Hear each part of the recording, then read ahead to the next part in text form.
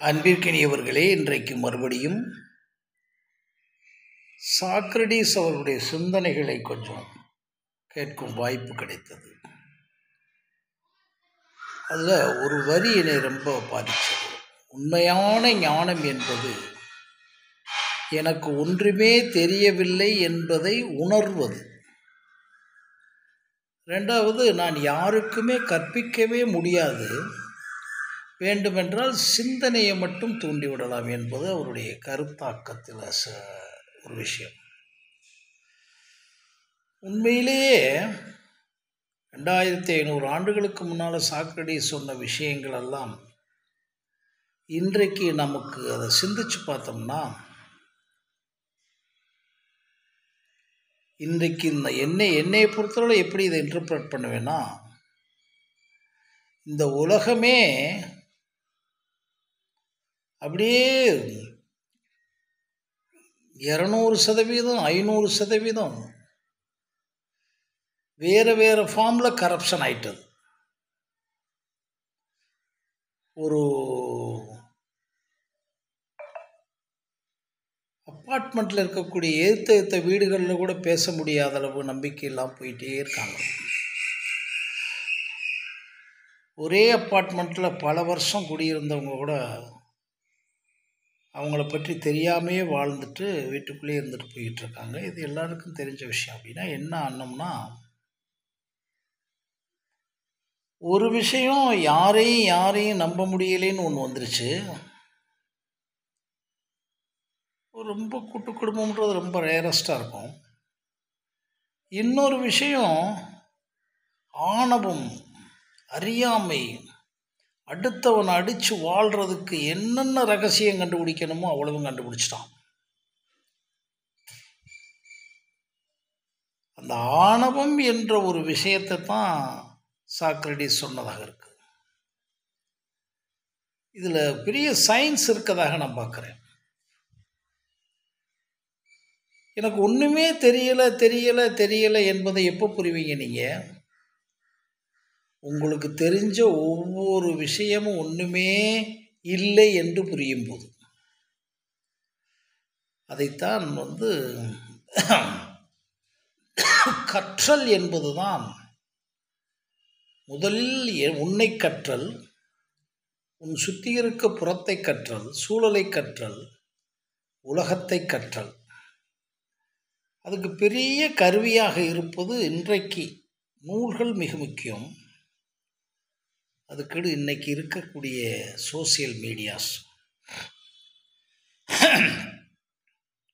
நம்ம ஊரில் இருக்கக்கூடிய யூடியூப்பில் பார்த்தீங்கன்னா, ஒரு ஜல்லிக்கட்டு நடக்குதுன்னா அந்த ஜல்லிக்கட்டை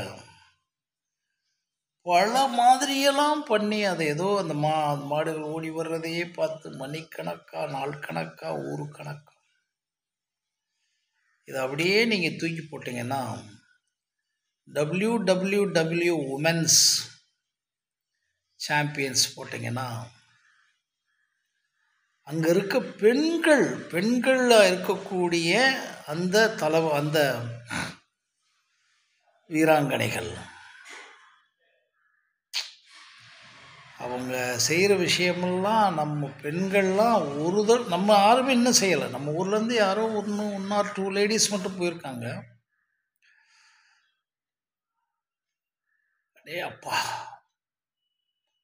அவ்வளவு எனர்ஜி அந்த பாடிக்குள்ளே இருக்குது. பெண்கள், மற்ற ஆண்கள் அடிச்சிட்டாங்க. இப்போ ஆண்களுக்குள் நடக்கக்கூடிய சண்டையெல்லாம் வேறு.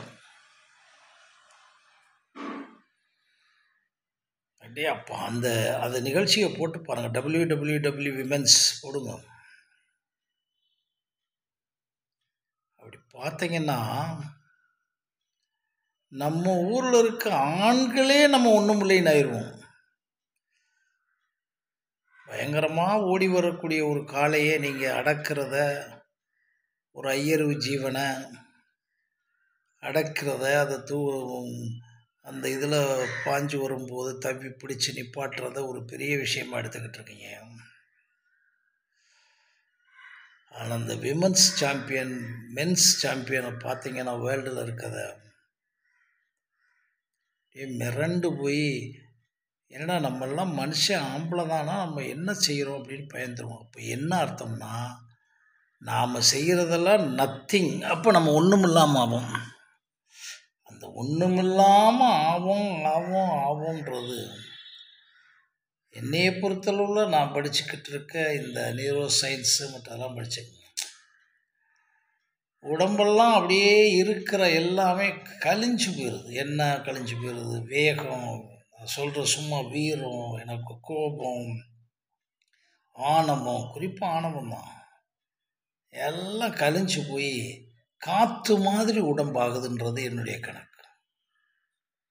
அவர் சொன்னது மேலும் மேலும் மேலும் மேலும் கற்க கற்க கற்க கற்க.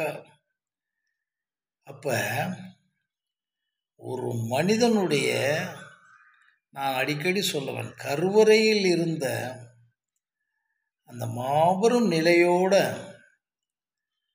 அப்படியே உடம்பே ஒரு சொர்க்க பூமியாக ஆகிக்கிட்டே இந்த உலகத்தில் வந்த காரியங்களை செஞ்சுட்டு போகலாம். இது நமக்கு அறிவிருந்து இப்படி செய்ய வேண்டியது இருக்குது.